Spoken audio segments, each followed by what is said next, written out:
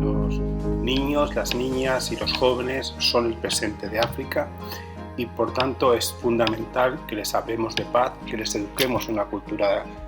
no violenta en todo el continente africano, especialmente aquellos niños y niñas que todo lo que viven desde que nacen es un mundo de violencia, aquellos niños y niñas que muchas veces son secuestrados y utilizados por los distintos grupos guerrilleros que hay en África. Hay que ayudar a estos niños y niñas, estos jóvenes, a traspasar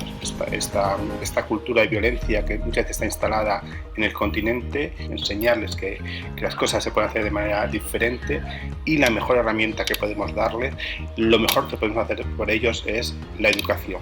La educación es el camino que ayudará a estos niños, niñas y jóvenes a dejar atrás la violencia y optar por la paz